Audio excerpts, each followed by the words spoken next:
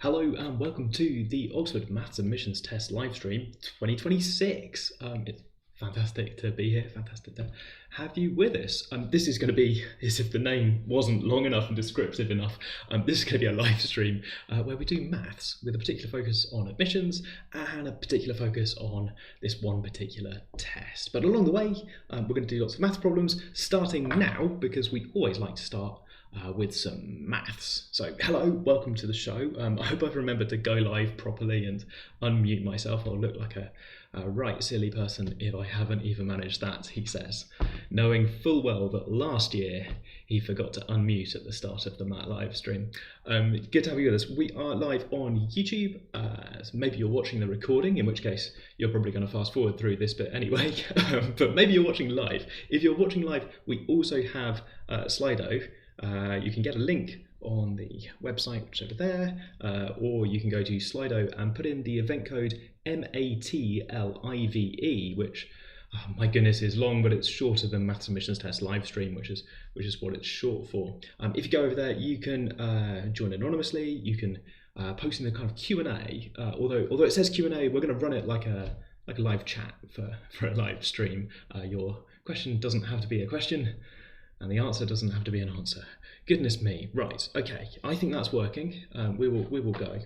And oh my goodness, straight off the bat, first person in chat, let's put chat on screen. I've got a toggle button for this now. First person in chat says, no offence. This is how I love to open the MAT live stream. Here we go. No offence, but is it worth it? Is it worth it? They say they've done the problem sheet without difficulties. Maybe they'll learn something. There's some extension questions on there that I've added. Some of them might be interesting, but if you don't want to do a revision, then you're maybe better served by joining the watching it back so that you can watch it at double speed. I've had students at Oxford come up to me and tell me, oh yeah, I love the MAT live stream. Watched it at double speed. And believe me, I would record it at double speed if that were a thing. Just talk faster, get it done in one. So this is going to be 2 hours. I'm mostly going to talk about maths that it sounds like you've already done, so good job. But also, maybe you just want to hang out. Goodness me, right, what a great start. Hello Matty as well, good to see you. Should we do a poll? We usually do a poll. I'll read the question, we'll do a poll. And I might need to hide chat, because as soon as more of you join, we're going to have chat. There it goes, chat on top of questions. Right, good. This is a demonstration, there is chat. Even if it's not on the screen, I need the real estate, sorry. Even if it's not on the screen, I can still see chat. I can still see it even if you can't see me seeing it. Goodness me, I've got myself confused already. Here's a maths question. Solid ground perhaps for me.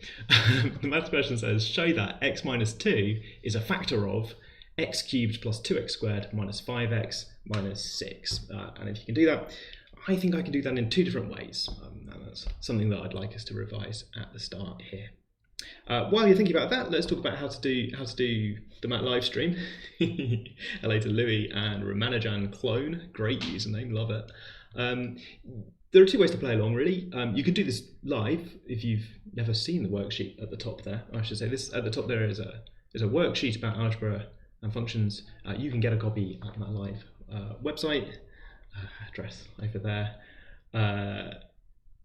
There are 2 ways to play. You can play along live. We will do some questions. There will be audience voting for which particular questions we might look at in each of the sections. You see, let's switch over. As I get down here, so there's some revision notes. If you need revision notes on algebra, then we've expanded these this year. I've added this really long worked example of polynomial division that might be relevant for this style of question that you're trying. I hope you wrote it down. Split screen again? No, in a minute. Factor theorem, remainder theorem, that sort of thing. But all the way down here, there are some revision questions, which we have adapted from previous experience of doing revision material with people applying to Oxford or getting ready for maths tests. There are too many of these to do live, so possibly we will look at some, but not all of these. More generally, you can get about a week ahead. I'm trying to release next week's worksheet just before I go live for this week's live stream. So we're doing algebra today. Next week is sequences and series, things like geometric progressions and stuff like that. You can get a week ahead of me a week ahead of the live streams by grabbing the worksheet, having a go at the questions, and then maybe that helps inform the voting. You might be getting the sense, by the way, and this is accurate, that even if you don't do that, even if you play along live, that you might be able to get ahead of me just by ignoring all of the chat. That's certainly possible, as I say. Hi Julie and Sophia in chat, and Fallon and Dylan. Yeah, this is the first, I guess we'll call it the first TMUA session, because the content has switched from Oxford students telling us about maths they're particularly interested in to me, down in the bottom right corner, talking about maths that's on the test of mathematics for university admissions, TMUA. Yeah, I guess we're doing TMUA. Where'd you find the worksheets? Oh, can someone put the link in chat? It's sort of everywhere. It's on screen. There's in the YouTube description. There's a link. If you're on mobile, I know that's a bit tricky. It's on the URL ends/r/matlive, which I'm trying to put everywhere. Are we doing logic and proof? Yeah, so on the page you'll see the first 8 sessions. The plan is that we cover the maths from A-level. The idea is that maybe over the summer you've done the first half of A-level maths or equivalent, and this is maybe a way to revise things and to bring things together. There's a summer break, and then after the summer break we've got sessions on particular skills that you might need, not just for TMUA but also for interview. There's a logic session there. It's called Precision, I think, in the plan. But also we're trying to get a bit of logic into all of the sessions so that it's not a kind of separate afterthought, but we're trying to have logical reasoning all the way through. For example, the factor theorem here tells us a necessary and sufficient condition, which maybe those words only live in your proof session that you like, but I'm going to try and talk like that all the way through. Thank you so much, Katie, for posting the link. There we go. Sophia wants to know, is it the same as last year? That's a great question. This is pretty similar content to last year. We had a look at the specification for TMUA, and it's got a very similar specification. So the revision questions in particular are very similar. They're mostly copy-pasted from last year's really successful MAT Livestream. We've kept online the entire archive of last year's MAT Livestream. So if you want to get more than 1 week ahead of me, you can go over to that one. At the bottom of the MAT Live page that I keep mentioning, there's resources down there where you can click through to get the 2025 archive, if you like. So it's on this YouTube channel, so if you scroll back far enough through the videos, you'll find videos with pretty similar titles to the ones that are upcoming in the future. So if you've already done all of that, then hey, you're gonna have a look at some of those as well. You've seen some of the revision questions already if you've done all of the MAT Livestream. Goodness me, from 2025. What else do I want to talk about? I've noticed, Anonymous says, I've noticed the worksheets include real TMUA questions. Yeah. So we've got some actual live TMUA questions in. I've put 6 on each of these question sheets to start off with. I have been very selective. I've restricted myself to TMUA questions from 2020, 2021 and 2022, papers 1 and 2. But I've restricted for these episodes, whatever we're calling it, I'm only using those 3 years. There are several other years of past papers, so I'm trying not to use up past papers so that you could yourself go and look at past papers from, I think, 2016, 17, 18, 19, 2023, so 5 more out there. So we've got some kind of custom revision material, actual TMUA questions. If you download the solutions, then that's sort of custom. I've written my own solutions rather than copying the official TMUA website solutions, which means, well, we'll see when we get there, but I've got my own style. Okay, have I missed anyone? Is there a set syllabus? Oh my goodness, yes, there's a set syllabus. Great news, especially if you're international student or if you're doing a different module. I mentioned A-levels before, and I should really be saying A-level or equivalent all the way through. Let me just scroll all the way back up in the worksheet. The test of mathematics for university admissions, which is used by multiple universities, has this thing called content specification. We've taken section 1, part 1 of that specification, which is the real meaty bit with all the hard maths that you need. And we've split that over these 8 sessions that we're running over these first 8 weeks. So we're covering the maths that people who are doing Maths A level see in the first half of their Maths A level, but if you're doing a different qualification, then you might see this in different order at different times. Hopefully you see similar material at some point. Hopefully if you take the list to your teacher, then your teacher will say, aha, yes, the factor theorem in French, we call that, and then whatever it's called, and maybe you'll piece together what you've got. I've also written revision notes that I just scrolled all the way past, so that if you want to quickly check, without going to a teacher, that the maths looks familiar, rationalising the denominator, what does that actually mean? Well, we wrote these revision notes so that you could scroll down and go, right, that thing with the surds in the fractions, right? It doesn't say surd or fraction in the name of the thing, but there we go. Okay, I just want to do a shout out very quickly for Pulak, who's a current student in chat, who is moderating chat, which includes clicking on links. Thank you, Pulak. Good. Brilliant. Right, okay, we're going to do the question I set you in a second, aren't we? Actually, do some maths. So I said start with the maths. Yeah, so people are linking the spec. I think you've got the right link. I'm going to double check your links. Aha. You've met Philip before if you've been watching maths, Oxford Online Maths Club, because Philip's been in the chat and moderated chat before. Ooh, I don't know if they're going to join in the chat. It's quite hard to actually join in with chat at the same time as moderating chat and also while the thing's happening. Here we go. The revision questions are all made by Oxford. As far as I'm aware, none of them are real TMUA questions. There is a kind of clear divide in my mind between the revision questions, which Oxford wrote, i.e. me, versus, where are they? Gosh, there's a lot of scrolling these days. A massive example of long division, which I have to scroll past so many times. Here we are. Revision questions by me, and then very clear divide underneath, and a big gap, which I have to scroll past before we get to the kind of TMUA questions. Lots of those were written as preparation for maths admissions test last year, but I think they still work. Some of them are a bit harder. Right, okay, we're going to do that question that I put on the up on the board at the start. Here it is. Maybe you found two ways of doing this. Here are two. So one is polynomial division. I'm really going to work on my handwriting this year, I think. I've had feedback. Let's go. So I'm going to copy out that cubic. And for me, polynomial division just goes from left to right, especially for a factor like this, where the coefficient of x is 1, and it's just a nice simple linear factor, although what I'm about to do works for any factor. If you've learned long division for polynomials, then what I'm about to do is long division, but I'm doing most of it in my head.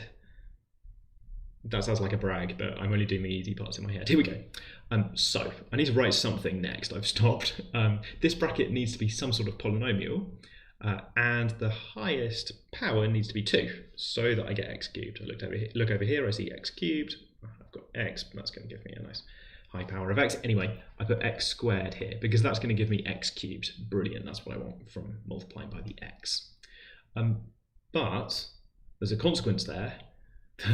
If I multiply out this right hand side, I would also get minus 2x squared. I don't just get to multiply first term by first term, do I? So multiplying this out will give me that x cubed that I want, but also minus 2x squared. Problem, I don't want minus 2x squared, I want plus 2x squared. I will fix this in the clumsiest way possible, which is to go, well, I want 4x squared, an additional 4x squared for multiplying out. I'll put plus 4x, because I know when I multiply that by the x, that'll give me the 4x squared that I need. So now I've got x cubed minus 2x squared plus 4x squared. That'll give me the plus 2x squared that I want. But consequence of writing down that term is that as well as getting the plus 4x squared that I want, I get minus 8x that I don't want. Minus 8x, how am I going to fix that? I don't want minus 8x, I want minus 5x. So I should add 3. Oh, negative numbers. Disaster. No, not really. I should write down plus 3. Because then that will give me plus 3x to bring me back up to minus 5x. And then I think about the constants, and brilliant. The constants multiply minus 2 times 3 really is minus 6. Okay, so close bracket, and I don't have any remainder here. which if I just show you that slide and you try and take a screenshot now, just looks like cheating, right? Because most of the action happened in my head. There you go. I think this is synthetic division. To answer the question in chat, what is synthetic division? I think it's what I'm doing, although what I think I'm doing is long division. You know, there's kind of like long division. Should I try to show what long division would look like? Long division would look like this. That's the thing I think I learnt in school at some point. Oh my goodness, where you write out, you know, x squared here, and then you write down x cubed minus 2x squared, and you take the difference and you get 4x squared minus 5x minus 6. You have to write it all out, including these terms, which I really don't care about right now, but hey. And then you write down 4x. And then you write down what that would give you, 4x squared minus 8x, and you do the difference again, and you get, gosh, and now I have to subtract minus negative numbers, minus 3, so you write down plus 3, and then you write down 3x minus 6, and you're done. You get 0 remainder off the bottom of the screen a bit, but I guess that proves my point. I think I'm doing long division like that, except fast. One of my aims is to convince you that things that you can definitely do, you can maybe do a little bit faster through, you know, I guess practice is the boring answer, doing it lots of times, but also by learning the shape of it. Anyway, okay, what's number 2? Yes, thank you, chat. Chat's answering questions before I've said them, which is impressive because there is a small delay between me saying it and you hearing it. So here we are. The question is, what's the other way of doing this? Something else. Good. Right, we'll give chat a second.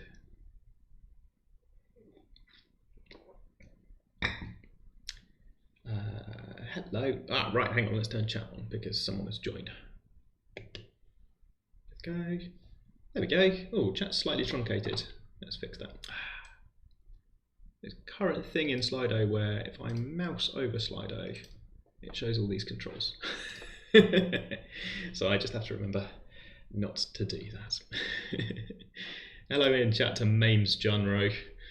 I've seen Mames Junro before. I don't know if it's the same Mames Junro or of like Dread Pirate Roberts, if they've passed on the name onto a new holder of the Mames Junro title. Sort of feel that Mames Junro is my nemesis, my kind of evil opposite who I have to learn. Harry has just learned a method for dividing polynomials without remainders. Can you use it when you're expecting to find one? Yes, you can. To demonstrate, I need a different polynomial, and to save myself from doing it all again, I'm going to pretend that this polynomial ended minus 5 at the end, in which case, oh, embarrassing, I've run out of terms. I have to do a close brackets here, right? Embarrassing, I've got minus 6, and in this hypothetical, if I wanted minus 5, I fix that with a remainder, or something, plus 1 at the end. So the remainder is sort of what you get left after you run out of terms in, this is called the quotient. In this case, I've got no remainders, and I've run out of terms and everything matches up. A little bit of a coincidence there, right? You might have noticed my method is a bit like trying to fit a carpet in a large room where you squash the carpet down in one corner and it pops up in somewhere else. So you go, no, all right, okay, I'm going to squash the carpet down over there and it pops up in a different place. The reason it's not quite as bad as that is that the places it's popping up are in a sequence and it's a finite, I've overthought this, a sequence of places where the carpet's popping up, I'm fixing things, but then at the far end of the other wall of the room, it's a little bit of a coincidence that it works out at the end, right? I put this minus 3 here because I was looking at minus 5. I haven't read the coefficient at the end yet, and that gave me minus 6, which by coincidence was the thing I desperately wanted it to be. But in general, you're right, Harry, I would get like plus something else over here. This can also go badly wrong if the thing you're dividing by is not just linear, but maybe some quadratic polynomial or a higher degree polynomial. Then you can be left with quite a lot of remainder terms. You sort of run out of quotient and still have, oh gosh, things with lower degree than the thing I was dividing by. Just got terms left over at the end. Okay, everyone's excited about the factor theorem. Katie, Connor, Anonymous, Mames Junro, clone of Ramanujan, all keen for me to do the factor theorem. So, maybe this is a thing you know, maybe this is a thing you don't know. factor theorem is necessary and sufficient to check that x equals 2 gives 0 as the value. So this is the factor theorem. There's a more general theorem called the remainder theorem. For TMUA, you're supposed to know both. Maybe you've already learnt both of those things, maybe under those names, maybe under different names. If not, then hey, the worksheet has a quick summary of both of them. But broadly speaking, in this situation, it says, well, plugging in x equals 2, that's a clever thing to do if you suspect that it might factor like this. Because obviously, if it factors like this, then plugging in 2 will make this term 0. So you don't have to work out any of these coefficients. You know you're going to get 0. And the other way round is also true. If you have no remainder, if x equals 2 gives you 0 value, then you will get 0 remainder at the end. This coincidence that I've been talking about will actually work out. It's both ways around. It's sort of 2 for the price of 1, these if and only if necessary and sufficient conditions. To check 2 works as something that gives 0 value for this polynomial, that's just a matter of working out 8 plus another 8 minus 10 minus 6, which is, gosh, 8 and 8 is 16, minus 10 minus 6 is 0. Good. Hooray! Rex in chat says they accidentally guessed this theorem. Proof of that is not really TMUA, but if you care, it's through through thinking carefully about this division process and what you'll be left with at the end. Good, right, okay. I have several catchphrases. They are good, right, and okay. We will learn how to deal with these annoying catchphrases over time. I think that deserves a sticker. 2 ways of doing the same question is always good because you can choose between them. Something I would like us to try and work on as we're trying questions. I promise we are going to do some questions. Something I'd like us to try and work on is this sense that you've got a toolkit of maths. You already know loads of mathematics. If not, then wow, you're going to learn so much maths. It's going to be brilliant. But no. You know loads of mathematics, which means that actually you've got a choice about what to do. The classic one is the area of a triangle. You know loads of ways to find the area of a triangle. We've got a session on coordinate geometry, and then a session on trigonometry where we'll look at various ways to find the area of a triangle. Here you've got 2 ways to check if x minus 2 is a factor, and being aware of your toolkit and being able to select from your toolkit. Good skills. Right, I'm giving us a wow sticker because the factor theorem is pretty wow. There we go. I've made these little stickers so that we can annotate our work. I don't know, I thought they were cute. Okay, back to, I think, time for some revision questions. Wow. I don't know. We made the graphics for the live stream and I thought it'd be nice. Right. Okay, let's hide chat for a second because I want to put the questions on the screen.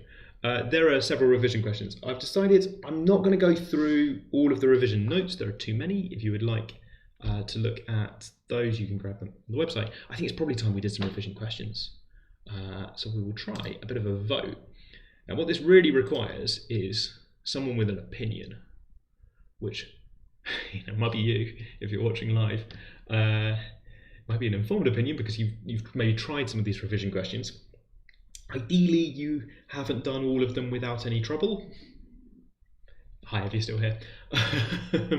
Maybe you've got some that you would like to see on the live stream. If nobody wants to see any of them on the live stream, then gosh, that's an acceptable answer, I suppose. Could I explain what wow is? Yeah, sure. Wow is what I'm going to say whenever I like a theorem. Cool. People are putting in chat. Have I turned it on? I've not turned it on. I've not turned it on. Launch? I can launch a poll. I made a poll for this. There we go. I asked that like an open-ended question. Clicked on the poll, didn't launch the poll. Look, should we turn the voting on? Let's see the voting. Voting. So they can vote for questions. You can vote for multiple options, I hope. Poll settings, multiple options. Poll settings. You can select up to all of them. There you go. Are there 20 questions? What about 21 to 24? Yeah, okay, fine. I have neglected to include the last 4 questions. I didn't. Cool technology. I also made a sticker that says, "Oh no." We will deploy it in a second, I'm sure. I really thought I'd get more than half an hour before I needed the "Oh no" sticker. Oh well. Right, what's currently winning? Question 5 is winning. Interesting. Pause to regather where I am and what I'm doing. Solutions to quadratics. Yes. However, I don't think we will be talking about solutions to quadratics. On screen, slightly underneath the chat. So that's doing quite well. Yeah, there's a page turn and then there's 4 more questions about inequalities and simultaneous equations. I'll probably, in a second, I will edit the poll so that it's got more options. I can't edit it while it's live. Good fun, isn't it? Right, what's the theorem? Hello. I guess, just in case that's not a joke question, a theorem is a bit of maths that we've proved. It's a nice thing about maths, isn't it? You can have things that you've proved. Good. Right. Cool stuff. What does the "Oh no" sticker look like? You know, pretty much like you're imagining, I think. Okay, chat, I realise I haven't asked you how your day's going. Sorry about that. Let's make a note somewhere. So currently winning chat is 5, 17, 16 and 10, but I should bear in mind that I haven't let you vote for the tricky questions at the end yet. Good voting, chat. Thanks for joining in. It is much more fun if people join in. People we'll take that as the vote, and then I'm going to also go for the "How's your day" poll. Should have done this one first, of course. You know, it's polite to know how people's days are going. Maybe we'll get stickers. Good. Oh, someone's got GCSE chemistry. That reminds me, you can be a GCSE student. Quick notes about the way this works if you're a GCSE student.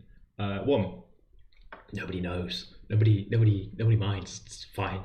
2, we're doing A-level maths topics really. So you might learn some A-level maths. Same sort of thing happened to me in an after-school maths club. I went along, didn't really understand what was going on. Occasionally, I would see some maths that looked interesting, or at least looked useful, and one of the older kids would explain it to me. Our turn now, right? If you're watching this and you're not in year 11, I guess you're one of the older kids. This is important to me because it's how I learnt the double angle formulas. Just turned up to a thing while I was in year 11 and someone kindly explained the double angle formulas to me. Chat's been really nice so far. I don't need to tell chat to be nice, do I? I'm going to tell chat to be nice. Chat, you've got to be nice. You're going to be nice anyway, I know. And we've got a student moderating chat to make sure no one's swearing or dividing by 0. But chat's going to be nice. There is a really good chance, I can't really calculate it, but there's a really good chance that whatever university you go to do maths, assuming that you're going to go do maths at university, whatever university it is, there's a really good chance that someone else is currently in chat with you. I just think it'll be less awkward if you're all really nice to each other now. Right, good. Oh, there you go. Right. Day is now wow. Thank you. Brilliant. Violet's got GCSE stats. Lily's big on GCSE stats. James John Rose had A-level maths. You see some people do all their A-levels, maybe they're in year 12 and they finished that one or equivalent. Maybe not, maybe they're in year 13 and they're about to start at university. Just here for some fun. It's allowed. Right, okay, how's chat actually doing? Let's have a look. Clumsily mouse over the thing I'm not supposed to mouse over. They're having a pretty good day, my goodness. Except 10% of them. 10% of them are having a terrible day, which we've got to keep an eye out for. I laugh, but maybe doing some maths is the thing you need. Maybe not, in which case we're going to do maths anyway. I suppose your day can't get worse than 1 star, right? Is it the GCSEs? Maybe it's the GCSEs. People have done GCSEs and then tuned it to a maths show. Well, here we are. A-level next day. There you go. Okay. Practicing for further maths GCSE on Monday. Oh, yeah, cool. Maybe there's overlap? Yeah, there's quite a lot of overlap, really, isn't there? Okay, the way this works is I'm afraid I need to hide chat to get more space. And I go split screen. Split screen is hard. I am at some point going to go off the bottom of the screen. I'm going to try not to. It's there, is it? Okay, cool. I've got to post it on my screen to remind myself that I'm in extremely widescreen mode, right? Like an epic film. 3 times wider than it is tall. Something like that. That is the only time anybody's described my content as like an epic film, and yes, it was me doing the describing. Right, here we go. Question 5. Can we do question 4 before we do question 5? I just think it will make more sense. So I'm going to do question 4. Haha, nobody voted for question 4. If you voted for question 4, I see you. But there's not many of you. The question 4 asks, when does x squared minus x plus k have 2 real solutions? And along the way, I just feel like we're going to discover when it's got 1 solution, and we're going to think about its solutions, right? So this is a quadratic. You'll not be surprised to hear that we can sketch this quadratic. I love sketching things. I'm going to sketch it in, well, to start off with, the case where k is 0, because I can think about that one. So when k is 0, this is x squared minus x. It's got roots at 0 and 1. So it's a happy quadratic. It's going to look like that. And then, as I change k, this represents some sort of graph transformation that's going to move this quadratic up and down. With the magic of Miro, I can literally move the quadratic up and down. What a time to be alive. There we go. So the question is, when does it have two real solutions? And by, I guess, imagining it moving up and down, we can see that it looks like if I move this graph upwards, it's got 2 solutions to start off with, and it will continue to have 2 solutions until that particular value, which is something to do with the location of that turning point. So you do maths to work out the turning point, so you differentiate, or you take the average of the roots. If you're cool with quadratic equations, you know that in fact, bothered finding the roots, the turning point, the midpoint of the roots, it's at x is 1/2. Anyway, just saying, you can do stuff. It turns out that you need k to be less than 1/4.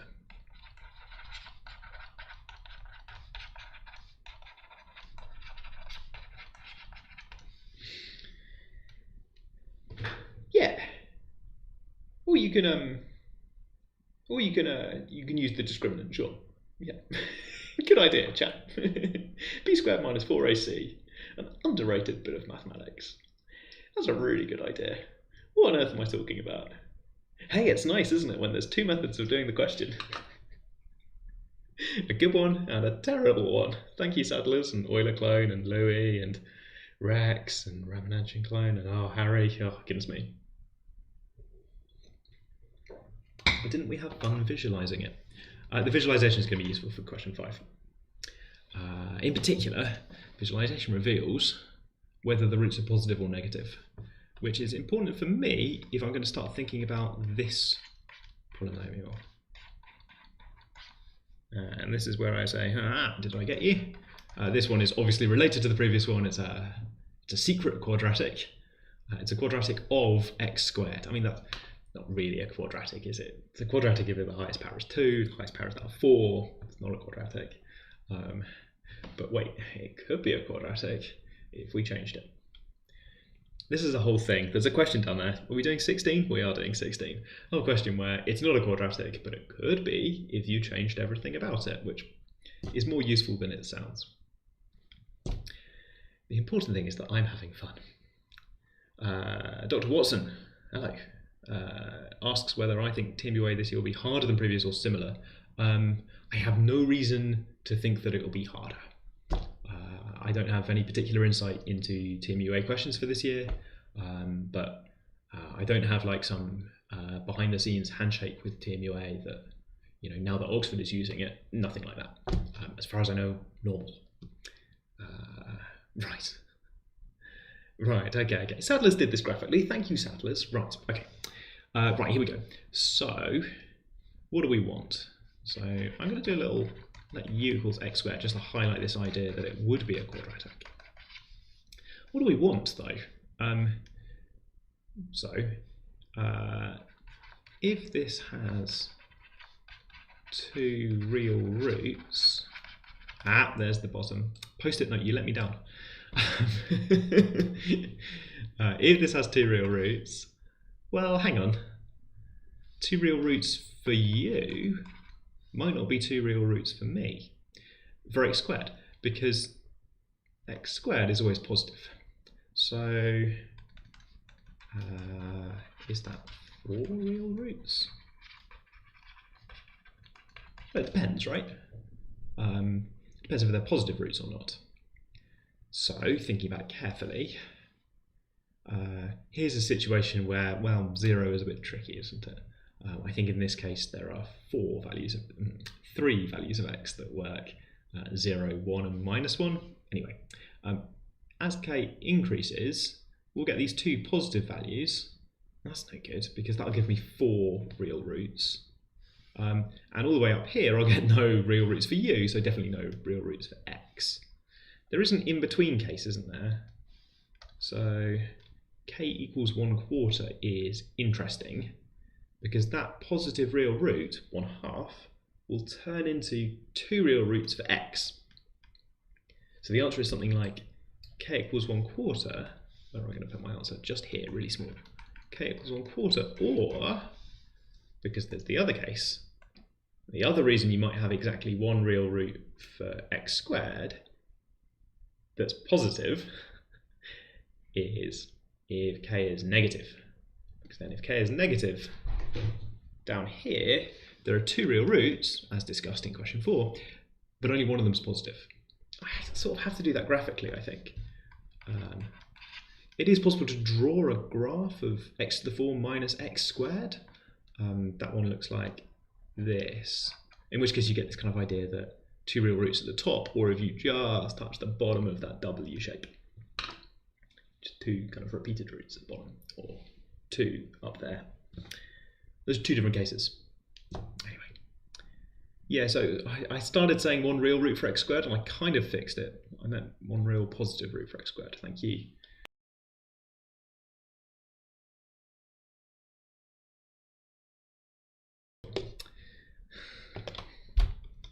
Too many buttons. 1 real root for x squared, says James Moriarty in chat. I'm rusty, here we go. 1 real root for x squared, says James Moriarty in chat, catching that I mean 1 positive real root for x squared there, the interesting thing.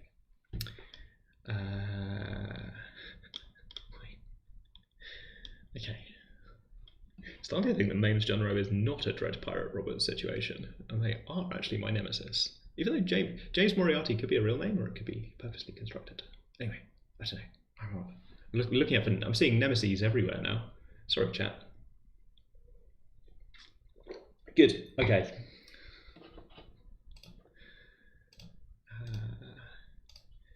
Is there a quartic discriminant? Good question. Is there a way to just do this question sort of, magically, write down a solution? There's a term that appears in the quartic formula.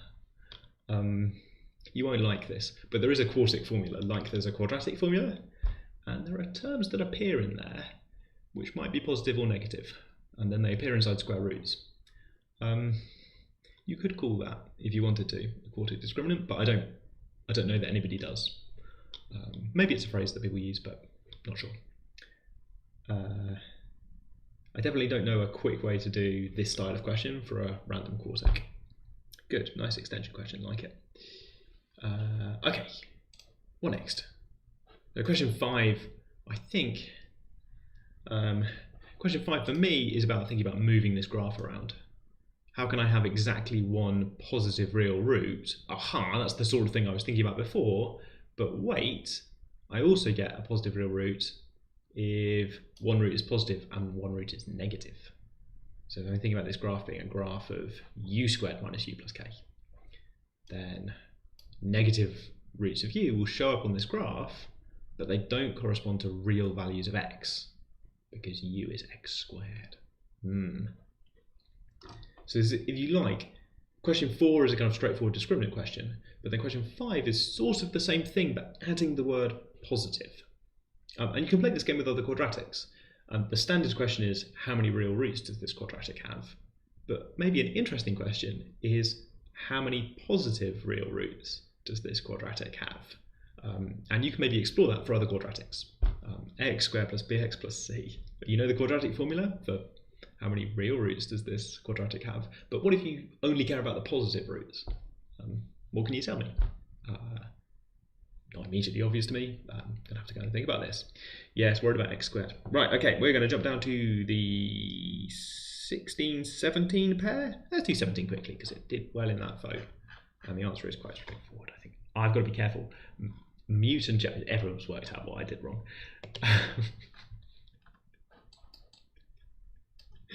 Oh dear.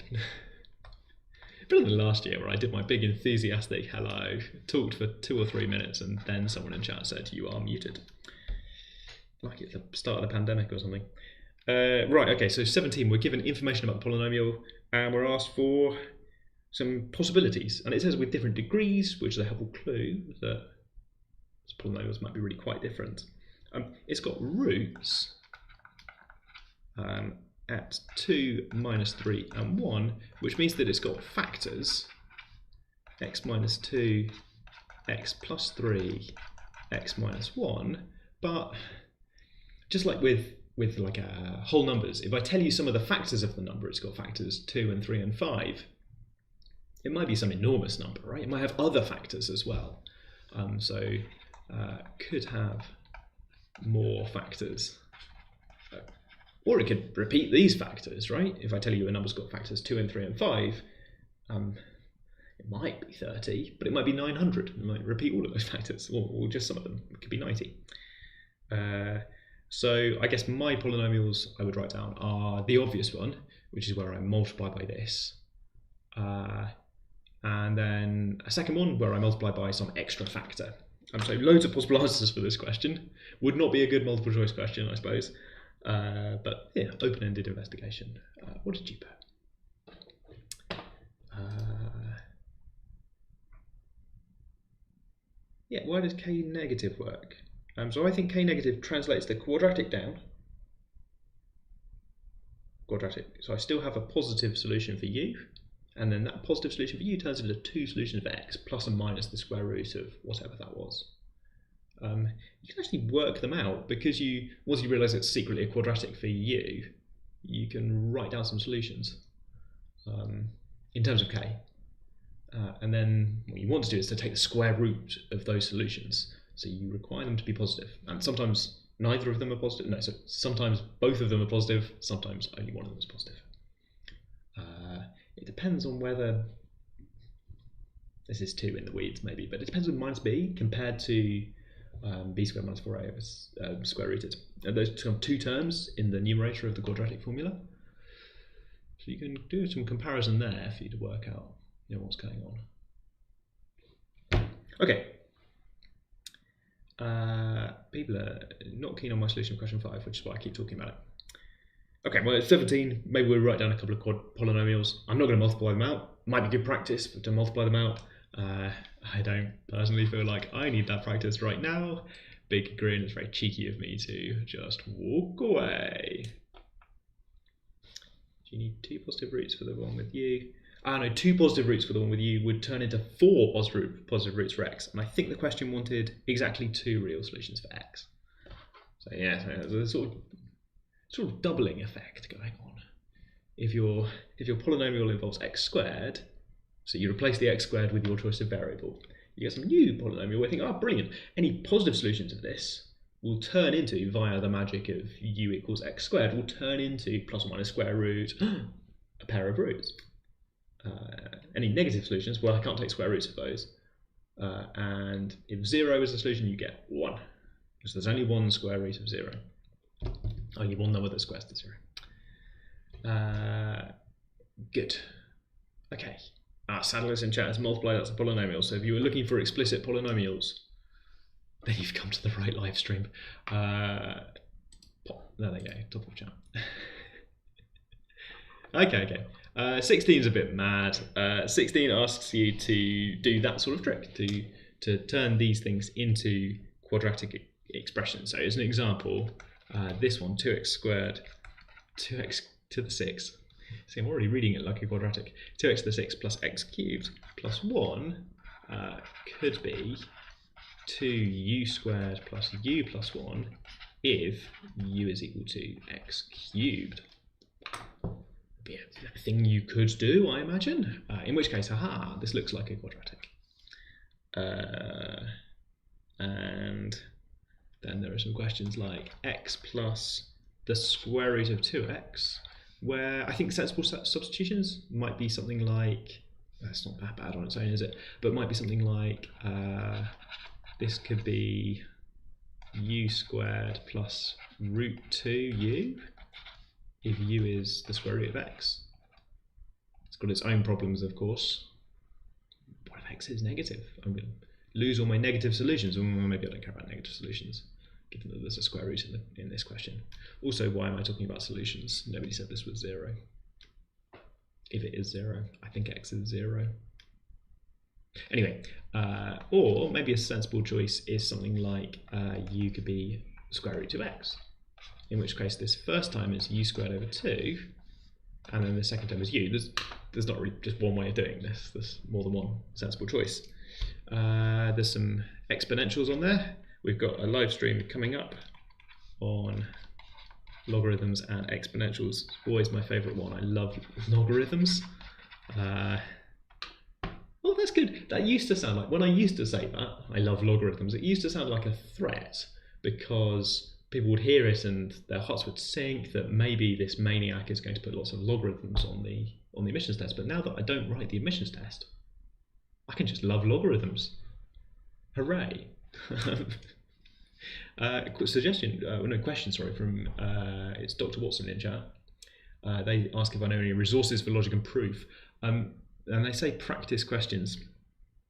So I think what I'm going to point them to is the TMUA official website. If you go to our website, we've linked through to the notes that they've written on logic and proof. The notes are good.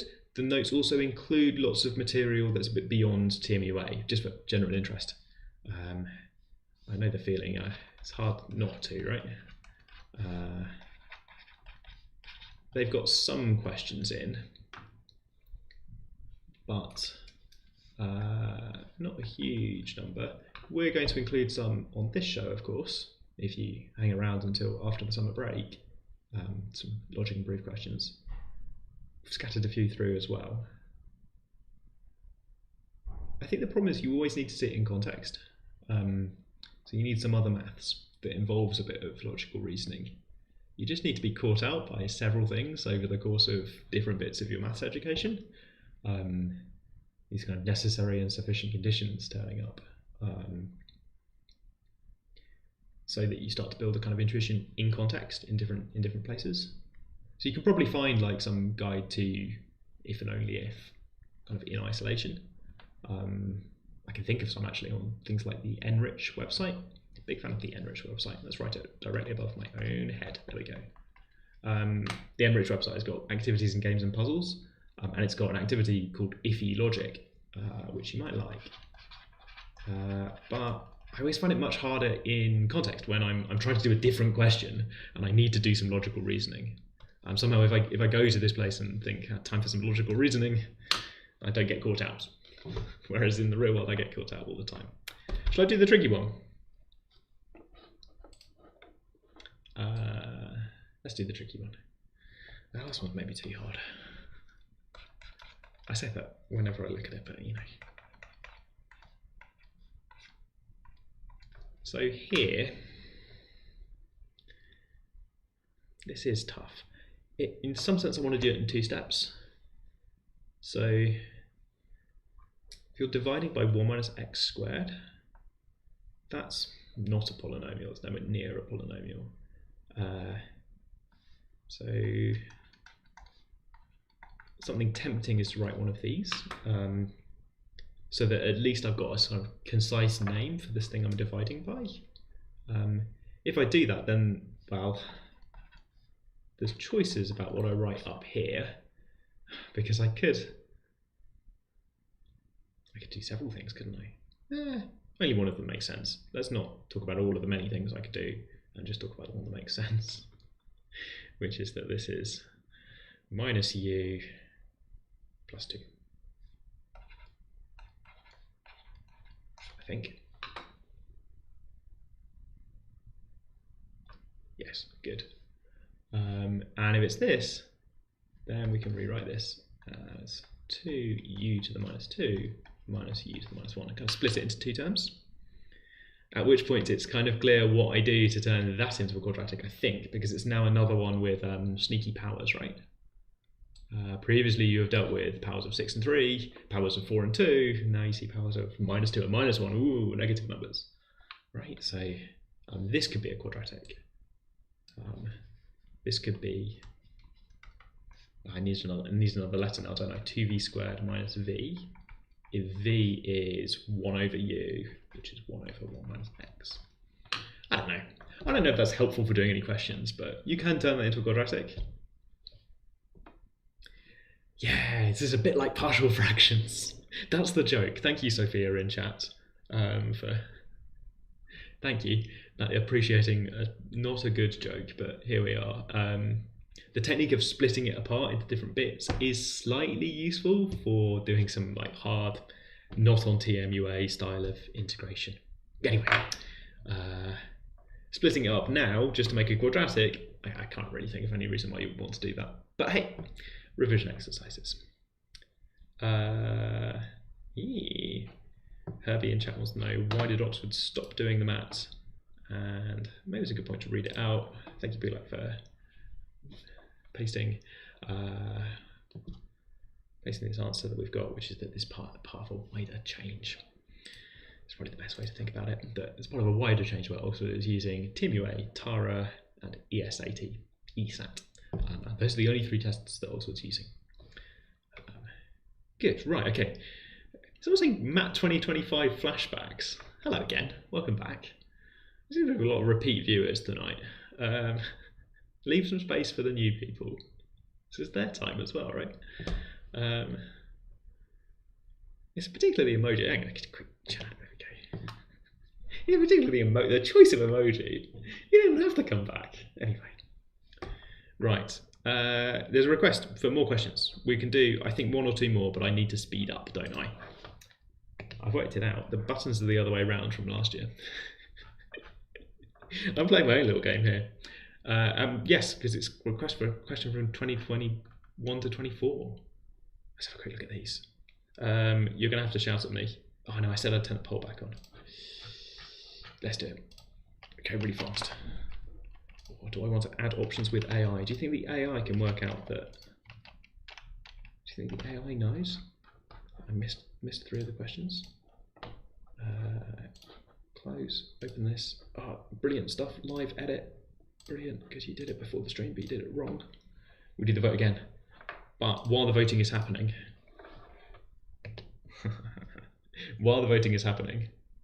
yeah, get started voting. While the voting is happening, we do 10. 10? Nah, 10 is polynomial division. Wow, we can never get to polynomial division really quickly. See if I can show off by doing polynomial division quickly. So 10 is more practice of polynomial division, and it's got more terms. Oh, minus, it would help if I copied it out correctly. Minus 19. So we're asked to divide this by x squared plus 4x plus 3. So harder this time because there's more terms in the bracket. But I start a new bracket anyway, confident that I will be able to choose terms that go in here that make this work.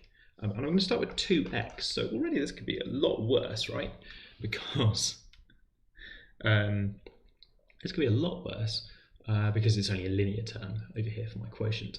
I've put 2x because that will give me 2x cubed. I haven't looked at the rest of it yet. What have I got? So I get 2x, and I get loads of consequences now. I get 8x squared and some more stuff that I'll worry about in a second. 8x squared, I don't want 8x squared, I want 5x squared. So I'm going to subtract 3 because I know that that will give me minus 3x squared. embarrassingly, I've now run out of terms in the quotient, so I guess we're now just playing to see what have I got left over. I just thought about the 5x squared. How much x do I get on the right? Well, 6x that I wasn't thinking about, minus 12x, which makes me think I've either gone wrong or I've written a bad question because I have a remainder. Was I expecting a remainder? Can't remember. Yeah, I should rephrase the question to make it clearer. There's a remainder. Anyway, remainder, leftover stuff, because I've thought about the 5x squared, haven't thought about the x term. 8x minus, come on, 6x from these, minus 12x gives me negative 6x, don't want that, oh, negative 5x. So question like Harry mentioned before, I've got to add some leftover stuff to try and fix this. And I've got minus 9, but I want minus 19, so I'm going to put the terms over here. And the thing I want you to notice from this example is, one, that I can easily confuse myself, two, that the degree over here of the remainder is strictly less than the degree of the thing that we're dividing by. If the remainder term had any x squared in it, then I'm not done dividing, because I could divide that as well. If it were x squared plus 3, then I was like, oh, that looks a bit like 1 times the thing that I'm dividing by. Okay, how's voting going? Massive vote for question 24, 21, 23 and 20 in that order. We're coming up to 6 o'clock. We're going to do at least one of these. Let it be 24 for some inequality stuff. And then after 6 o'clock, I think it's TMUA time. Good fun. So this is the question with inequalities in it. Stop the vote. 24, maybe 21 if time. And then we switch. So I need to stop the poll. There we go. Right. God, Frederick Gauss is in chat, maybe. Revision exercise document. Yes, the document is online. You can grab it. You can actually get it a week before the show. You can get next week's. The Mat Live page is where I'm posting those. It has got all of that stuff up there, including all the stuff. Good.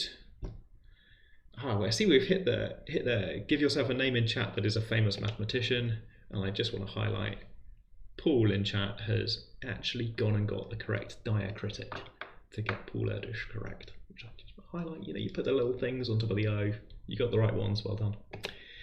Right, okay, 24 because people asked for it. So this question's in 2 parts, which doesn't really work on the printed page, does it? Because you can read it and you can see the question essentially says, part 1, is there anything you should be worried about? And part 2, what if I give you more information, right? It's suspicious. It says, if the answer to part 1 is no, there's nothing to worry about here, then part 2 doesn't make any sense. In an interview, when I'm interviewing somebody, of course I can present the question bit by bit. So big difference for an interview is that I can control the pace that I'm presenting information. So in an interview, I would do the first part of this question without showing you the second part of this question. I wouldn't tell you where I'm going with this, that we're going to find some conditions that are sufficient to allow us to conclude that AC is less than BD, the thing that looks like it should be true, and actually is true with that second part. It looks like, you know, I want to multiply inequalities together, but I just can't allow myself to do that without extra reassurance. Anyway, that got weird. Interviews, going to try and mention them quite a lot. It's a new idea. We used to do interviews only at the end, once we got the test out of the way, one then the next one. That was a bad idea. We're still doing a session on interviews. It wasn't a terrible idea, but this year I'm going to try and mention interviews all the way through. If you get the solutions from this page, there are extension ideas, and some of those use the phrase, if I were using this, as the start of an interview, where I try and talk about what I would do next. Don't know what I would do after this one, but here we are. Okay, right. What am I up to? I'm doing question 24. Good, okay. So AC versus BD, I think almost nothing.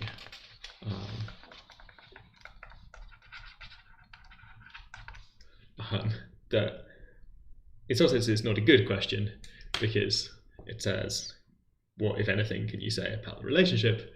And you might think, is AC less than BD? And the answer is not necessarily. The problem is negative numbers. That if A is, let's see if we can build an example. There's a little bit of creativity here, right? Well, how about instead of me just writing down an example, I make chat think about it as well. Not necessarily. There you go. I'm trying to use necessary and sufficient. Not necessarily. Maybe if, let's just say, A is 2, B is 3, C is 5, D is 6. Then on the left I've got 10, and on the right I've got 18. I think, why did I do that out loud? Something like that.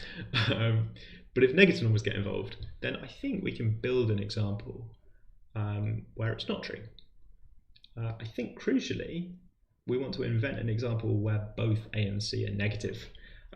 Very negative, because then we can make AC surprisingly into an enormous positive number. Ha ha ha, they'll swamp out the right hand side, it'll totally win. And there are some suggestions coming in chat, which is brilliant. And there's a question, why didn't you rename the show, right? Previously it's been called MAT Livestream because it's preparation for a test called MAT. Why is it not called TMUA Livestream? Which is a really good question, and it is partly because I did not want to change the URL. I have spent about 5 or 6 years trying to get that URL. Is it definitely there? Yeah. Okay. Scared myself that I forgot to put the URL. Yeah, it definitely is right next to my face. That URL, tried to get it absolutely everywhere. Didn't want to change it, so the show's got to be called Matt Live. That's a terrible reason, but then we realised that it is still maths. It's still basically for admissions because that's most of what I do, and there is still a test involved. I just don't like link rot. I don't like it when links break. I'd like all the links in the world to just stay like they are. You can add new ones, but all the ones that exist should stay the same. I haven't told you about the flashcards. These are great examples in chat. Some people have chosen like very small numbers because small numbers are easy to check. Some people have chosen like really negative numbers to try and put them together. Yes, Connor in chat has got a kind of, if A and C are both negative, only one of B and D is negative. Yeah, okay, good idea. Make the right hand side turn out to be a negative number as well. Then you don't need to say any more. That's sufficient. Good job. Right, okay. Ooh. Fun times, right? People coming up with their own conditions in chat as well. Good exploration, love to see it. Am I going to solve some simultaneous equations now? I think I'm not. There was a request for 21 at the top. I think I'm going to let past James handle the simultaneous equations, by which I mean there is a solution in the solution document. If you print these all out, it really does start to look like a bit of a book. I've thought about maybe sticking it all together into one and calling it a book, and then seeing if I can brand it as like a free book. Anyway, never mind. The point thing is I'm having fun. I've got most of a book scattered across my desk. We're about to start doing some TMUA questions. There's going to be a vote for those as well.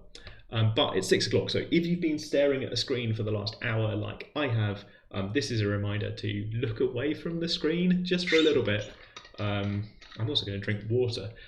The thing we always say at 6 o'clock is, remember you are human. Humans drink water and occasionally do not gaze at screens. Right, if you're having a 1-star day, I hope you're having a better day. I don't really have many ways to improve your day other than showing you maths and being a bit silly, but let's copy out one of these examples. I'm going to use the one, it's sort of perfectly balanced. This is George in chat. Thank you, George.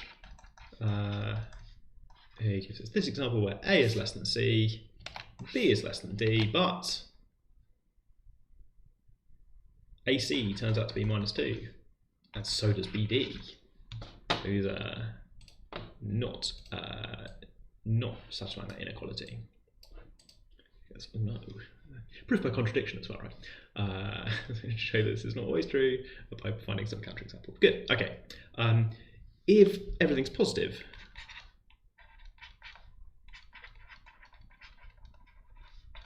then it is true.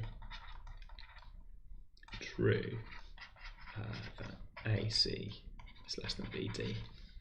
And the proof works by finding something in between. So to prove this, let's do an element of proof. We seem to be getting requests for logic and proof. So we want to show that AC, that's terrible handwriting. Come on. The proof of this goes, so I'm going to try and find something true that I can say. I mean, it's hard to compare AC to BD because, well, that's not really taking an inequality that we've got and multiplying it by anything. We're kind of good at multiplying by positive numbers. Let's write down some random things that we know. We know that A is less than B, so because C is positive, since C is positive, we can write down things like AC less than BC. That's a pretty good start because it involves AC for no other reason. We know that C is less than D, so goodness me, what do I want here? Well, I can multiply by A, right, to get AC, but I've already got AC involved in here. I can multiply by anything I like, really. Everything's positive. Maybe if I multiply by B, I'll get something involving BC, which is a thing that I have and I want to sort of get rid of. So BC is less than BD, just off the bottom of the screen. Post it. So putting these together, okay, therefore, AC is less than BC, BC is less than BD, AC is less than BD. Hooray! Proof. What do people put at the end of proofs? These days people put squares at the end of proofs. It used to be all Latin, now it's all squares. These things come and go, don't they? Squares famously come and go. Good, okay. Hooray!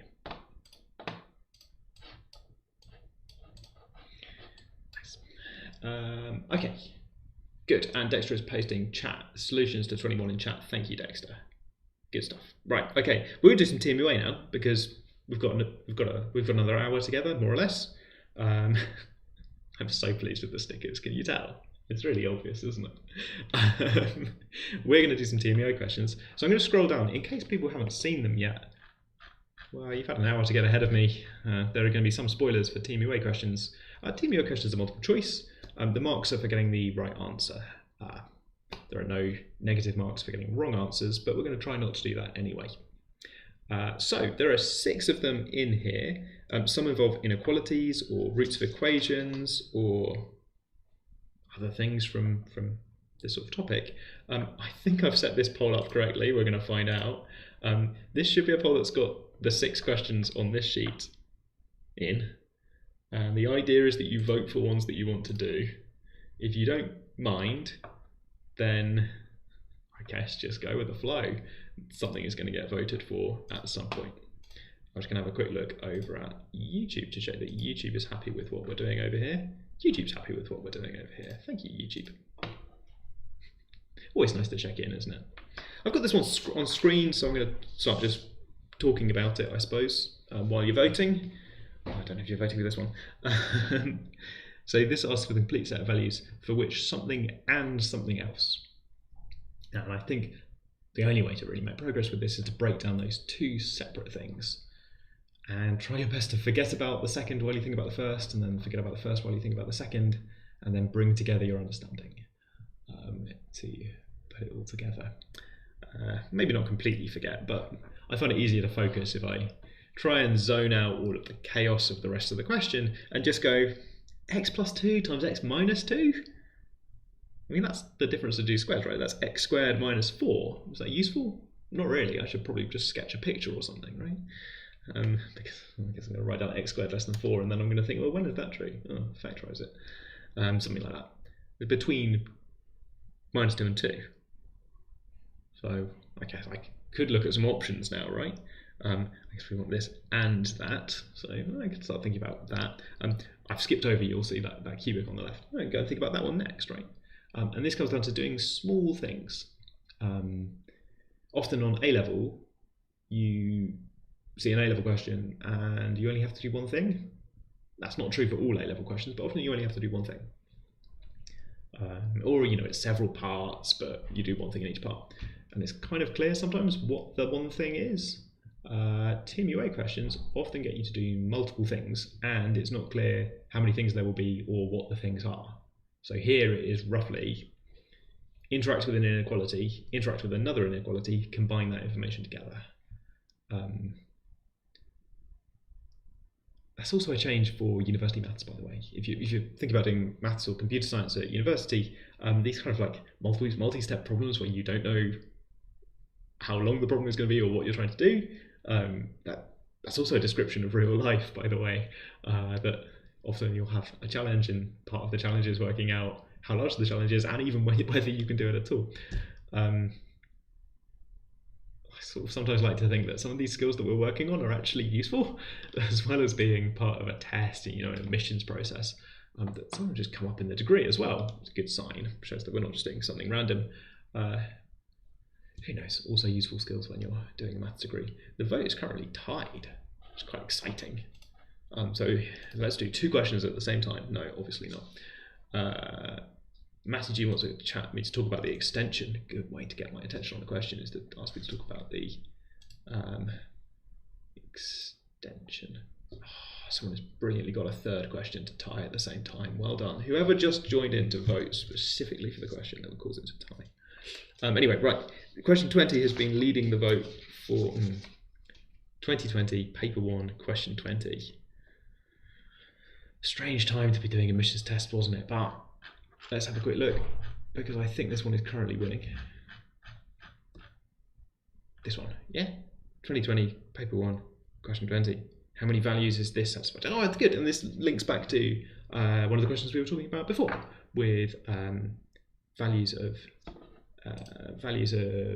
x that satisfy an equation. Okay, and in chat, they're just answering. People are saying B, which is kind of amazing because I don't think I even announced which one we were doing. Okay, start to see the thing about announcing. There we go. Okay, enough voting for a second. Right, how are we actually going to do this? I think we're going to do it like this. I'm going to get some screen. And the problem is that hides the options. I'm going to scroll a tiny bit, I suppose. I get the idea. It's 0, 1, 2, 3, 4, more than 4. Okay. So the question asks for value. How many values of A is this satisfied by? And then it says exactly 2 distinct values of X. It's a lot like question 5 from before, where it's a complicated expression that says exactly 2. Looking at it, it looks like a polynomial. I could multiply it out. Don't really want to because multiplying out is actually more work for me, I think. Anyway, never mind. I don't want to multiply unless I have to. If I multiply out, I can see that I'm going to get a cubic, and I don't really know any facts about cubics, so let's not multiply it out. It's nice and factorized. We're looking for distinct values of x. So question, I suppose, is what values of x satisfy this equation?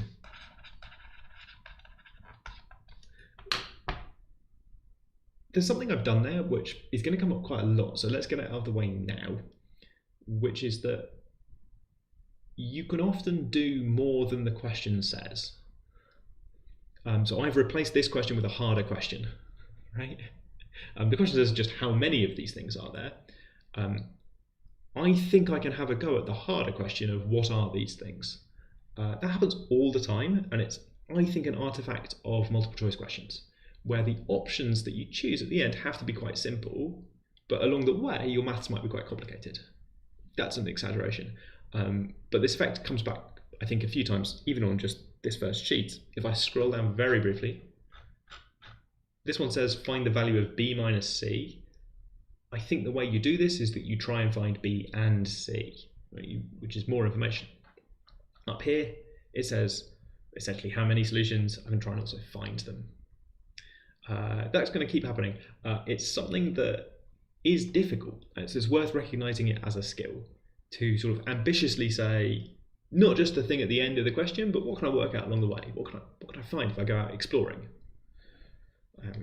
maybe making this a bit more grandiose than it needs to be, because actually writing down the solutions is maybe the only way to make progress towards counting them. That's not quite true, is it? Quadratic equations, you've got loads of opinions about how many solutions they've got, even if you don't write them down.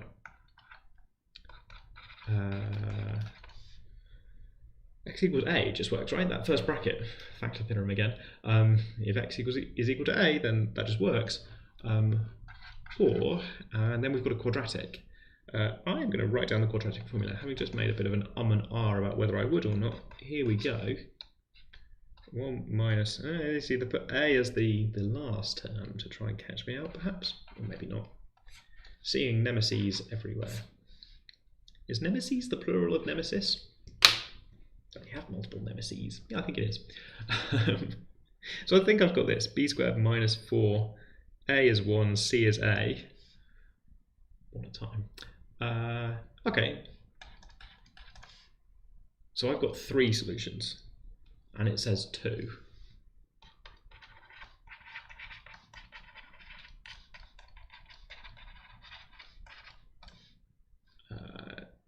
So my kind of immediate reaction is something like, well, no values of a, right? You give me a value of a, and I'll get 3 solutions. Here they are.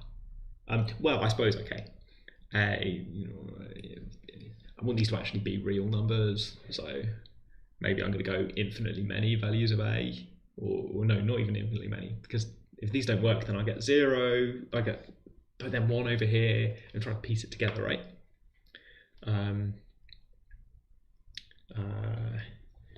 So values of a that give me exactly 2 solutions overall.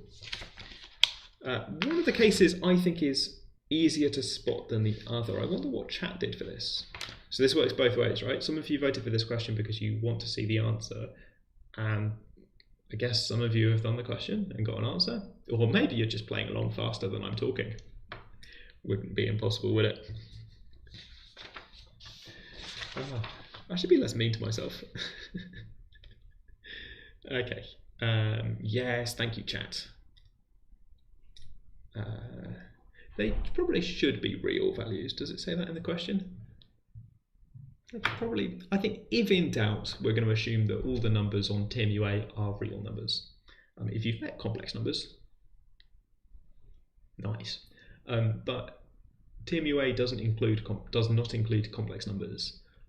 Usually they say real when they mean real, which is all the time. If they've forgotten to say real, they still mean it. From the point of view of TMUA, there are no complex numbers.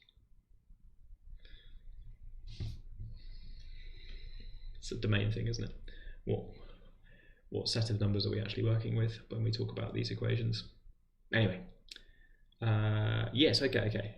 Thank you, chat. I think chat has gone for, maybe it's the one that's easier to type in chat, but also it is the one that I was thinking of, which is that this thing over here, I've been pointing at it and saying 2. I had an existential crisis where I thought 0, because this could be negative. We talked about complex numbers, and then we remember that in-between case, right? What if 1 minus 4a is 0? It's a natural place to look, right? Because then the quadratic will only give you 1 solution. Which maybe means that we've got 2 overall, because 1 plus 1 is 2. Welcome to the Maths Emissions Test livestream. Although, I think, did I write this in the worked solution, or did I just think it? I've been hurt before, is what I thought. Yeah. I've been hurt before, and this kind of thinking of saying, wow, I've spotted something, and I've got 1 solution. Now those 2 solutions have actually just turned into 1 solution. I've been hurt before by people writing questions like this, where that actually happened over here as well. And then the other one also turned out to be, maybe it's a trap, with the other factor also turning out to be the same number. So I want to check the case a equals quarter.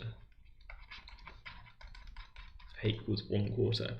I want to check what roots I actually get. And I see I get, from the first one, x is 1/4, or x is 1/2, so quarters for nothing. I have generally got 2 solutions. Good. I've been hurt before is maybe a trigger phrase for chat. Sorry, chat.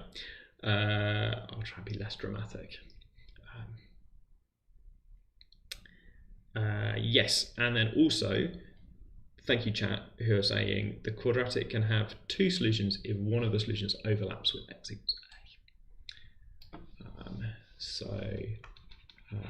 What if, and then for me, overlaps is good language, I like that.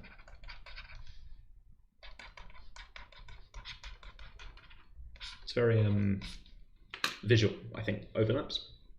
You can imagine them moving along the number line and maybe covering each other up, overlapping to be in the same place. I'm trying to do this with my hands. So if it's like this, then I guess I want to say, can this happen? Can these be equal? So down here,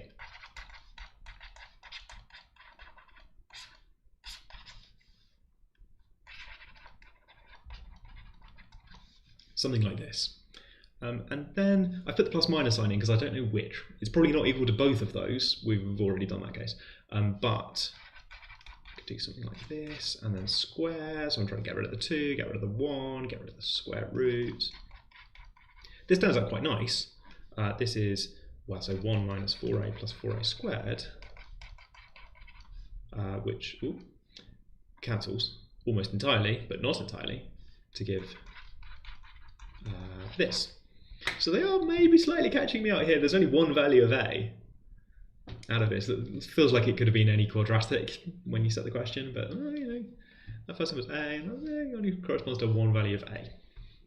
I don't know what meta level of question setting I'm talking about there. I also want to check a equals 0, but this turns out to be fine as well, I think. Yes, we get 0 or 1. And once again, I was overly cautious. That's all I can think of really. So I get not just one way that this can happen, I get two ways that this can happen when a is 0 or when a is 1/4. The question asks me to count the values of a. So I get, my answer is C. It's just on screen at the top there. I'm going to struggle when the answer is not in the first couple of answers. So point back again. I can just show you why. Good. Okay. Yeah, so what have I discovered here? Yes, okay, so that's an interesting heuristic at the top. Let's talk about that. One where the square root is 0, that's the repeated root, if that works.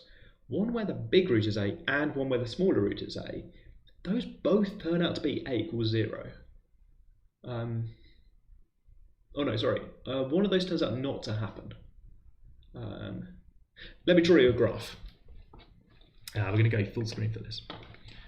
Oh, no, exciting. Look, I had all this real estate all along. So instead of A, I'm going to write... No, I'm going to write A. So I'm going to draw this picture. I've completely lost what I was doing. Is it plus A? The question has vanished. Why did it go full screen? Okay, I'm going to try and draw this on the graph.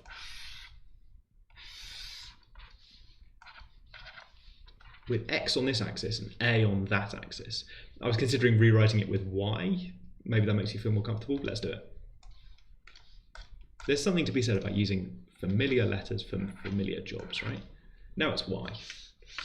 Other end of the alphabet feels more correct for an axis somehow. Here we are, y, x, and y, right? This is the bit where in the extension notes, I've said if I were doing an interview question, I would go in this direction. So this is 0 when x is equal to y, that's this line. Nailed it. Y equals x. And there's also this part, this quadratic, which is 0 when y is equal to x minus x squared. We've had that quadratic already. It's this one.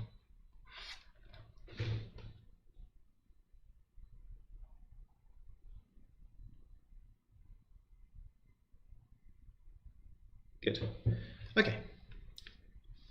So for a particular value of y, That's like, so let's draw a particular value of y. That's like this.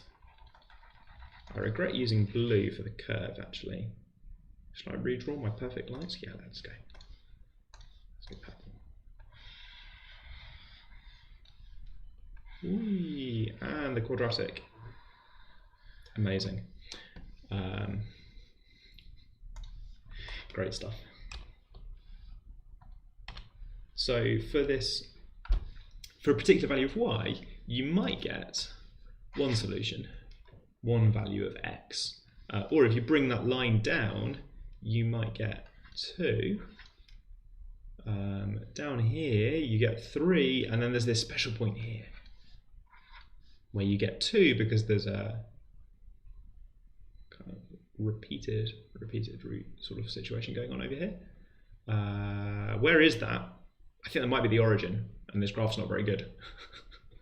And then further down, you get 3 solutions down here. 3 solutions, generally the answer for cubic. So maybe homework or extension is to draw a better version of this picture, where you maybe don't use such a thick pen as me, and interpret what we've done, setting various things equal to each other, thinking about repeated roots of quadratics. Interpret that in terms of this diagram. And then the extension question is, what happens if I change the line? Because it feels like we've had a coincidence in this question. That 4a squared equals 0 bit felt like it was really nice as an answer, really quite tidy. And in general, things can be a bit different. Why are we checking x equals a quarter? A bit of lag maybe, but I think we checked x equals 1/4. I think I checked a equals 1/4. I might have said x's. No, yeah. No, yeah, I did check. That's one of the roots. One of the solutions is x equals a. That checks out, I think. I'm happy with that. Good. So there's some interesting stuff going on. This approach of drawing a graph where one of the axes is labelled an A, I think would be quite a fun interview question, because it involves a bit of curve sketching, bit of interpreting what's going on, that sort of thing. I like that. I've drawn this concave down because this is 0 when rearranging it. 0 if, and only if, y is equal to x minus x squared. I have to move those terms onto like the other side of the equation. So unhappy quadratic. I think that's a C. I couldn't think of any more cases. For me, I'm checking both of these sort of simultaneously with this plus minus sign to say, could a be equal to either of these roots from the quadratic? And I'm sort of with you. I can understand if you wanted to just say, well, there'll be a couple of solutions, right? One from each. It doesn't work out like that, though. It turns out that only 0 works. In either case, maybe the more sensible thing to do, this is a bit sloppy, isn't it? Maybe the more sensible thing to do would be to write out some equations. Can you have it equal to the big root? Can you have it equal to the small root? Oh, underneath chat. Can you have it equal to the small root? I'm exploiting, I guess, the fact that I'm going to rearrange this in square, and that turns these into the same equation. So for either of those, it's necessary that a is 0, which is just one root, well, just one solution. Weird, isn't it? Right, okay. I liked that. I thought that was fun. Right. It makes me think about like other versions of this question as well. Put different things in the brackets. What's the like craziest thing that can happen? I guess these roots can overlap, if we're using that language, great language, can overlap in other ways. Maybe I could get 3 of them to be at the same place, which is the situation which I described variously as a trap and as something painful to me personally. Right, okay, good. We're going to do another one. Let's have a look back at what won the poll. So second place on the poll was 21,216, which is about down at the end. So let's try and get that on the screen. 21,216. And I'm going to try and speed up a little bit. I got a bit distracted on that one, partly by talking about the extension. Oh, but this one's fun as well. Oh no. Let's hide chat so we can see the whole question. Oh, where have I gone? That's the problem with printing it. 21,216. Yeah, this got some votes. This seems good. It says it's a curve sketching question as well. It doesn't say sketch the curve, but yeah, weird expression, and we're thinking about solutions. Does everyone know this? That you have two different functions involving x, and you want them to be equal. You're interested in when that happens, then you're allowed to sketch curves of y equals left hand side, separately sketch the curve of y equals right hand side, and look for points where they have the same value, which might be where they cross or just touch, or have the same y value, because that's what I'm calling the things on the left and right. Maybe everyone knows that. Sorry if everyone already knows that, but you can sketch both sides and check if they agree, which is what I would like to do here. Although there is some choice, because we're given some freedom for the values of p and q. Let's take that freedom and run with it. The exact work, somebody in chat wants the exact worksheet that we're working on. Can we do a direct link? Go on. Someone kind will maybe give a direct link. They can find it on the MAT Livestream page, of course. MATLIVE. Right. Okay. On the left there's this thing, absolute value of x, which I haven't talked about. I'm sort of hoping you've met it at some point. It's on the revision notes for this worksheet. So if you want a copy of that. This just means the distance between x and 0. No, nobody defines it like that. That is what it means. That's why we use that notation. Split maybe? Yeah, split, we'll talk about it. So this notation just means the difference on the number line. So here's 0, here's some number x, this is the distance. That's what absolute value of x means. Of course, the context you normally meet this is that you normally meet it in the context of like some coordinate over here, and you talk about maybe the absolute value of the vector x. It still works. It all checks out. It's all the same thing, right? It's all distance from the origin.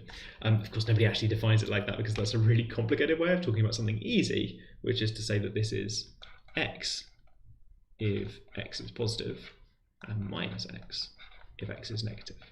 And then what if it's 0? Well, if it's 0, it doesn't really matter which one of these you go for, so I usually put that there.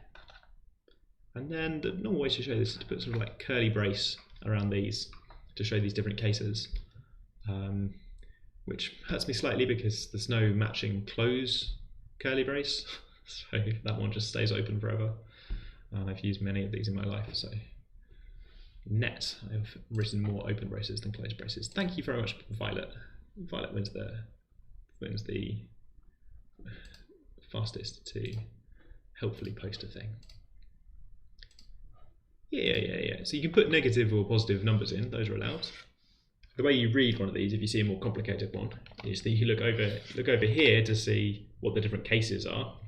They should include the number that you're thinking about, I hope, if it's one of the ones you can put into the function. And then you read over here to see what you should do about it. So if you want to know this, then you read over here and you think, aha, this one. So I should do the value of x.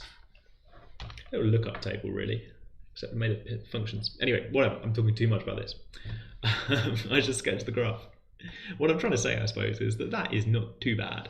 When x is positive, this just gives you, well, there's another x multiplying it, so I'm going to write x squared.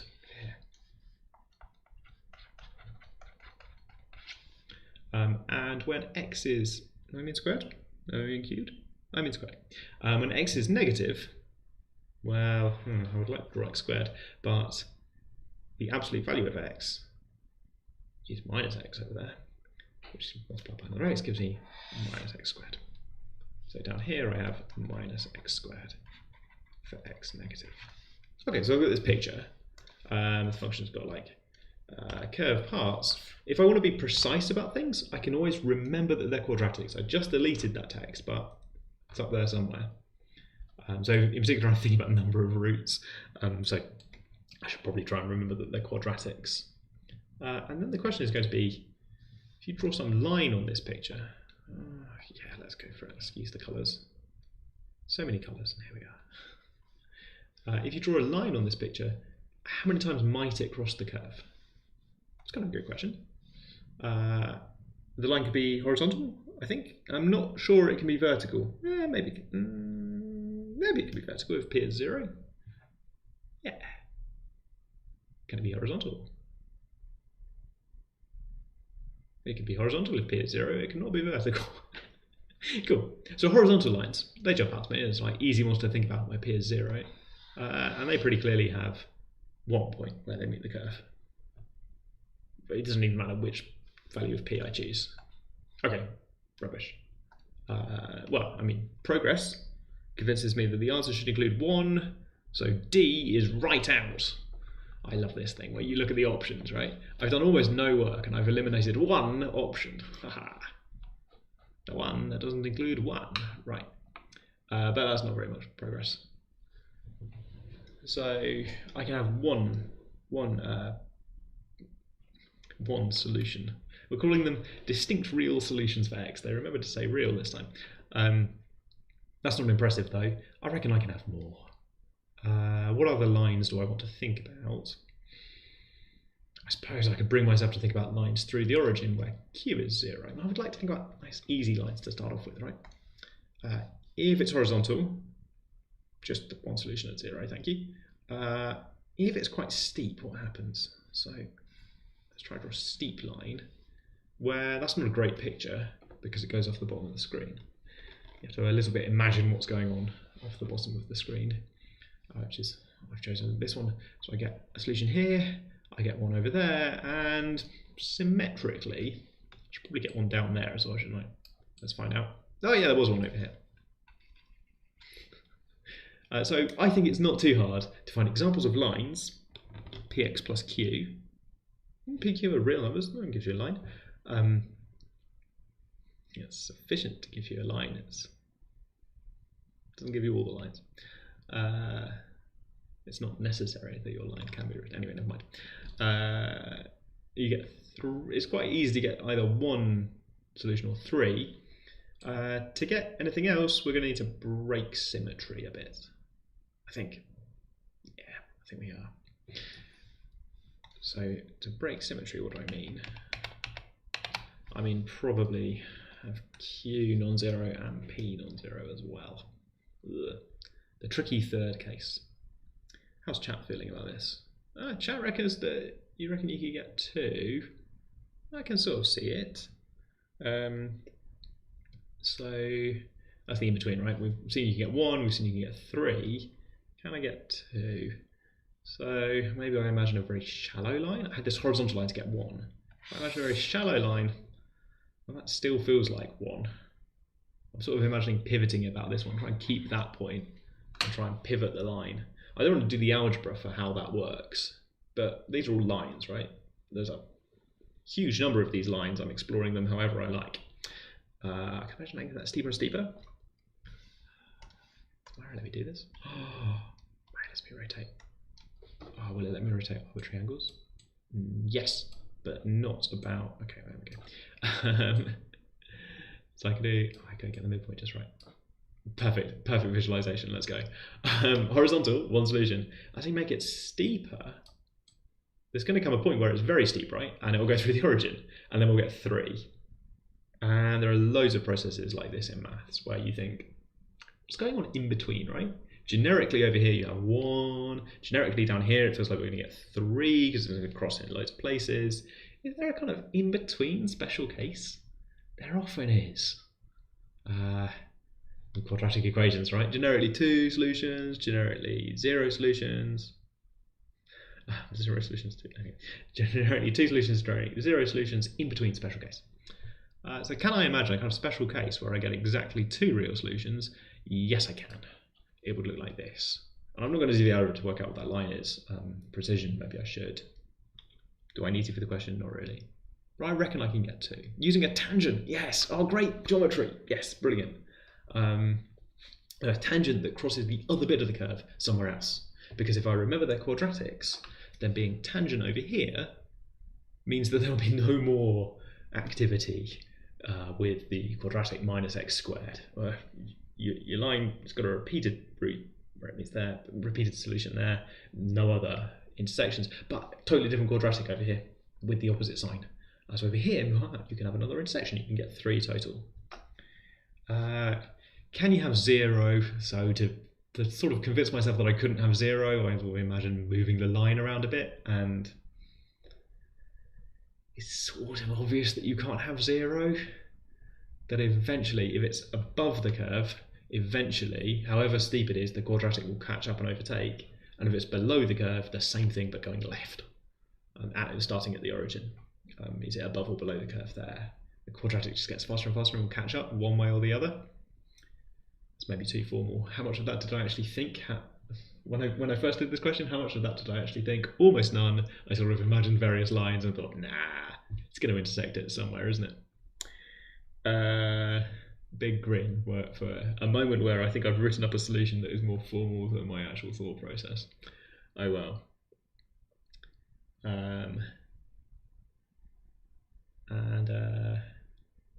Then the last question is, can you, well, I suppose, based on the options. Again, you should look at the options. Because the options say, kind of say you can't have 5. Maybe it's obvious you can't have 5. We're intersecting a line with a pair of quadratics, so 2 on the left, 2 on the right would be the most. But, glance at the options, the largest number I can see there is 4. Can you have 4? I think no. Because, well, roughly speaking, all the cases I can think of where you get 2 solutions on the left, like this, there you go, 2 solutions on the left, end up with the line being too high, kind of coming through the inside of this quadratic and piercing through to the outside once. I could maybe make this more precise by thinking, the y-intercept is positive, but that's me. That's me trying to kind of adding a layer of precision afterwards. The first way I thought about this was just, if it crosses over here and here, 2 solutions on the left, but then it's going to come in from inside this quadratic.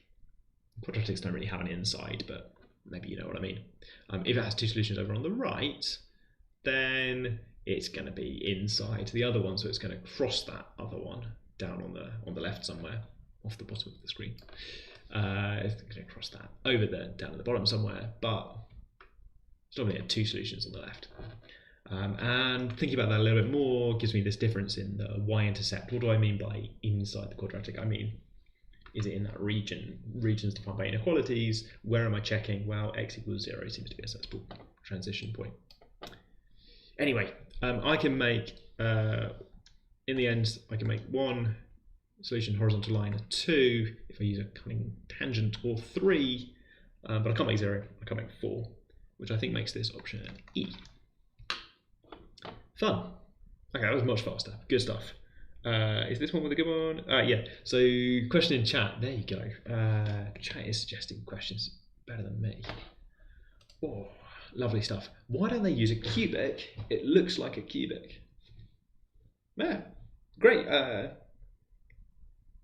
think very good follow-on question is, what happens if you just replace the left-hand side with x cubed? I don't think very much changes, because I don't think we've used very many facts about the curve itself. I guess we have that counting the roots, it's a quadratic, that's why we stopped at 4. So maybe think with a cubic, stop at 3, I guess, because intersecting a line with a cubic is definitely not going to have 4 solutions. Ooh, no, that's not a good proof for this question. I like being able to move the lines around. It's a shame I can't do that in real life. What else do I want to talk about? Oh, there's an old MAT question. Am I allowed to do this? I'm probably allowed to do this. I mean, I'm definitely allowed to do this. Is it a good idea to do this? There is an old MAT question which I'm going to try and find. Can I find my own website? Good start. Yes, come on. And then go there, and then take off the live for non-live content. There's an old MAT question which is all about a pair of quadratics disguised as a cubic. I'm going to have 2 guesses at what year it was so that I can show you the question. Ooh, is it this one? I'm scrolling. Not quite. Not quite. Was it later then? Was it like 2017? 2017. How much do I know? Past questions? Maybe not enough. I said 2 guesses. I'm going to take a third. Got timed it. person in chat has basically invented the concept of an old math question. Kind of got to show them it so that they can go, hooray. Is it 2018? It is 2018. Okay, we're going full screen and we're chucking this. Let's just chuck the Chrome browser on the right hand side. Here it is. So this is MAT 2018. You can get this on the MAT website, and this is for you at the top of chat here, anonymous person. This old math submissions test question from the University of Oxford. Oh god, look at this stack at the top. It's a function defined as a pair of quadratics with this piecewise thing going on. Similar sort of idea, isn't it? You work out the gradient, and then a cubic comes into play, and you are asked to show at the end of all of this that there are no values of C and D. There are no cubics involving C and D. H, C and D. Something to do with the cubic, the derivative, and the value at 0. There are no values of C and D such that the graph actually is the same. So the idea of this question at the end is that you prove that this combination of quadratics is not a cubic, which it's kind of obviously not, but you have to do a load of work before you're allowed to do that funny bit at the end. I like this question. It makes me laugh because obviously it's not a cubic, but you can still do loads of stuff. The question is just an assortment of things to do along the way, but there you go. If you want that question, it is from the Matt. I'll put a direct link. Can I post in chat? I bet I can. Let's find out. If you ask participant, am I allowed? Oh, let's find out if the chat moderator likes this. Let's put Matt 2018 question. I have 3. The question. There we go. Send. Let's see if that gets through. Okay, good. Should we have one more? We've got 15 minutes. Maybe it's a fun question with the cubic. Then you don't check 4. You don't get this kind of gameplay of like, can you cross twice, which is kind of fun. I don't know. Okay, let's have another one. I think. Should we do the vote again? Yeah, let's do the vote. So we're gonna reset the vote just for one last one. We've done very well, I think. Doing bits and pieces of revision questions, TMUA questions, all that jazz. So the funny thing to do would be to vote for a question that we've already done, just to see whether I'll do it again. And I'll say now that I am tired, but I'm not that tired. I call it, is that this chap being well behaved? We never agreed to be well behaved. We agreed to be nice, but not well behaved. Got my eye on chat. Right, okay. Check in with YouTube. Is YouTube happy with us? We got stream quality? We got some stream quality. We got enough. The lack of stream quality is, I suspect, not coming from the bit rate. Coming from the way that I do things. Right, okay. What's currently winning the vote? It's pretty close at the top there. We will use democracy. It's good. Because we got some time at the end, while you're voting, I haven't told you about the TMUA flashcards. And while I was just on the website, I remembered that today I got around to posting the TMUA flashcards that we've made. These are also based on the previous resources that we've had. Oh my goodness, it says trying to load a page. These are also, let's put the home screen on, God. So these are also based on old resources, but updated. I start again, right? So this is where you are. This is the live stream. I'm not going to click on it because then it will be in a kind of Drost effect situation. This is the table of stuff. So you get next week's worksheet about sequences if you want to get a week ahead of me instead of an hour and a half ahead of me. Hello, if you've been waiting for me to talk about a particular TMUA question, I might do it. It's 10 minutes. But we've got other stuff on here as well. I haven't linked it here. I'm going to add a link here. I only added it today. So back on the TMUA page, if you go kind of upper level, that's got information about the test, if you care about the test. Maybe not everyone here is actually going to do the test, you're just trying to look for some maths. That's fine. Welcome. There's a link to sample exam, and I mentioned the notes on logic and proof down here somewhere with some questions. But also flashcards. Hooray! These have been popular, I think, in the past. The idea is that this is a set of flashcards which have been cunningly designed so that you print them double-sided, and you get cards with something on the left, and then the answer ends up printed from the column on the right, like some fact about geometric series. So if you want to learn facts like this, you could look at the revision notes for next week's sequences episode. I'm not massively into flashcards myself, but people who do like live stream stuff in the past have sometimes been really into flashcards, so we've updated them. There are more cards than there have ever been. The idea is that you're trying to train yourself to see something like sine squared and think, ooh, 1 minus cos squared. That's what it says on the back of the card. So they're not quite question answer, and they're not definition cards. They're association cards, where you see some terms and you think some of a geometric series, and then you remember the formula.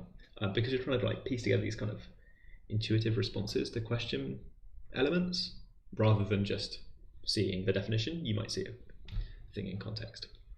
Matty wants the extension on question 8. The numbering is a bit bad. Pair of lines. I think I have a Desmos chart for that somewhere. For Matty, anyone else who cares, I suppose. I think you're asking about 2 lines. Can you find a quadratic with leading coefficient 1 that's tangent to both of them? The answer is yes, unless those lines are parallel. If the lines are parallel and not the same line, then you can't do it. But otherwise, you always can. You can just solve all the equations. But it turns out there's a factor you're dividing by, which is I think c minus a for the difference in the gradients. So answer to that.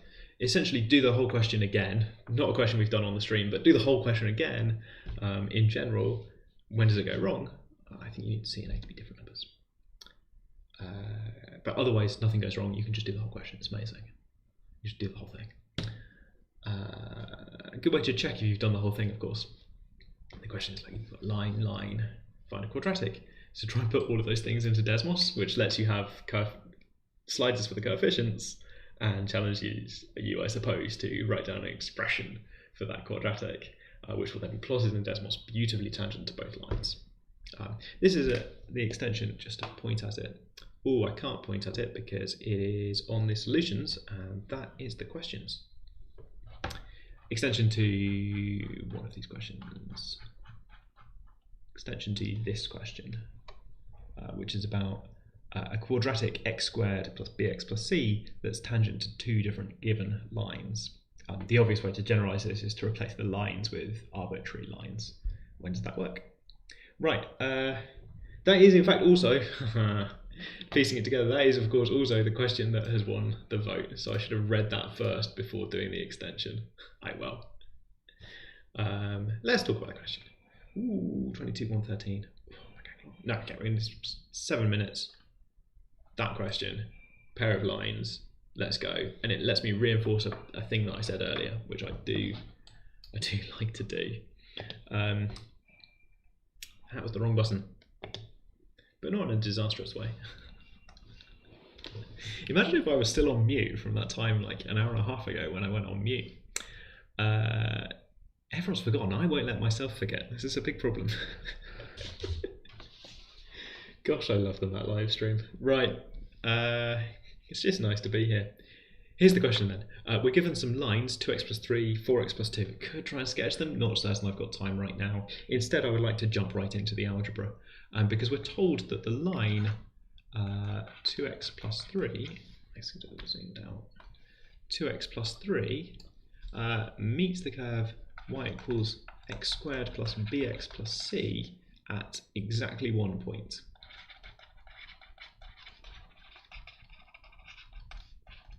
Which is weird because line quadratic, normally you would cross in 0 or 2 points, like we were just doing with those lines that maybe cross a quadratic. One thing you can do though, if you have two curves written like this, and you would like to find points where they intersect, y equals and y equals functions of x, to find the points where they intersect, you are allowed to write down the equation where they are equal. This is exactly the opposite of some advice I gave you before, where I said you could take an equation like this and turn it into two functions to sketch. If you have two functions that you want to sketch, you can turn it into this. At which point, once you've written down an equation, I'm being so silly, I'm a little bit sorry. Exactly 1 point means that one way to say it is the discriminant of this quadratic would be 0.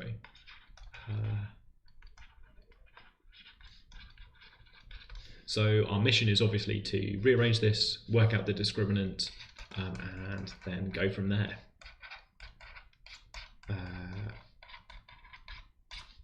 One of my inspirations is a mathematician called Stephen Siklos, who's no longer with us, but who was very influential on me when I was at university, and actually before I was at university as well, but I didn't realise that at the time.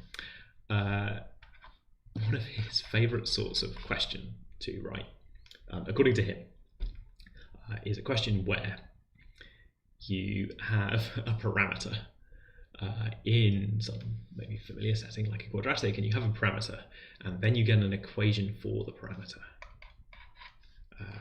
Missed the 4, sorry Stephen. Because then you can sort of play this like games within games. We've got a quadratic in x, and it's going to turn into a quadratic in b, I think, if I were to multiply this out. Maybe forget about the c. Let's try and eliminate it. So also 4x plus 2 has, I'm going to write it out again as discriminant 0. Importantly, this might be a different value of x, but I don't care because I'm not even solving for the value of x. I am just writing down discriminants. So how do I do that? I should rearrange it.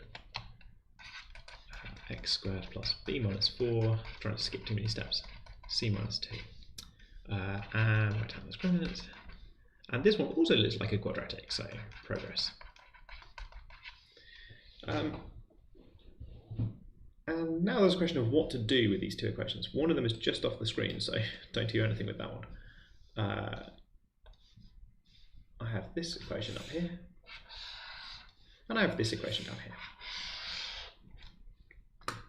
And I think, well, the question says find the value of b minus c. I would like to solve for b and c. And that's not a pair of linear equations because of the square, but it is a pair of equations. It's two unknowns. So thoughts? What can we do? Go rearrange for 4c. Excellent suggestion. We can find c. Oh, plus 2. Is it 4x minus 2 in the question?